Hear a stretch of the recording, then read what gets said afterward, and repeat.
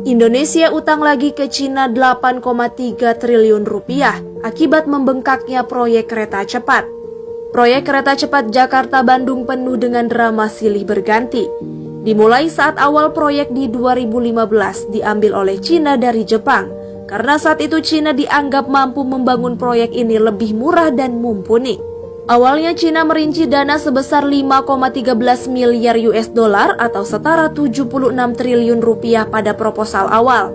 Tetapi perlahan berubah menjadi 6,71 miliar US dollar, lalu melonjak lagi jadi 7,5 miliar US dollar atau setara 117,75 triliun rupiah. Setelah itu biayanya membengkak lagi, dibutuhkan anggaran tambahan sebesar 1,449 miliar US dollar atau setara 22,7 triliun rupiah.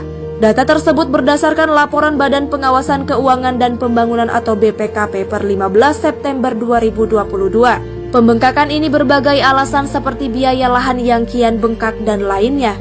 Perubahan ini membuat Indonesia-Cina negosiasi ulang soal penambahan pembengkakan biaya.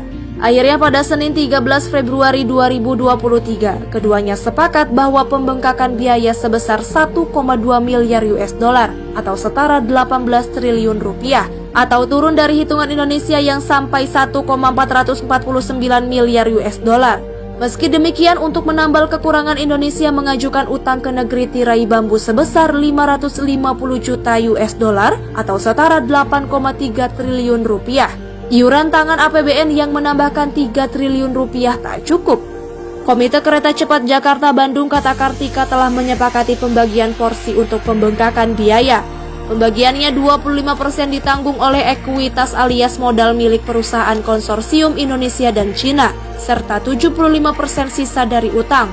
Porsi 75% utang itu akan dibagi 60-40. Indonesia punya tanggung jawab utang 60%, sedangkan Cina 40%. Adapun pembengkakan biaya itu muncul lantaran adanya beda perhitungan antara Cina dan Indonesia. Cina mulainya berpikir proyek kereta cepat Jakarta-Bandung seluruhnya dikuasai pemerintah, tapi nyatanya tidak seperti itu.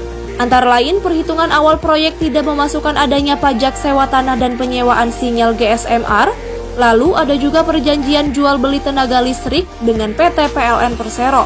Kemudian pembangunan stasiun Halim yang terintegrasi dengan LRT Jabodetabek, hingga ongkos relokasi stasiun Walini ke stasiun Padalarang yang belum diperhitungkan. Dalam kesempatan berbeda, Presiden Joko Widodo menyatakan semua pihak mesti mendukung penggunaan transportasi massal daripada kendaraan pribadi. Hal ini disampaikan Jokowi merespon langkah pemerintah yang kembali mengajukan utang untuk menambal bengkaknya biaya proyek kereta cepat Jakarta-Bandung. Jokowi mengatakan pembangunan proyek transportasi massal seperti Mass Rapid Transit, Light Rail Transit, dan kereta cepat merupakan sebuah keharusan.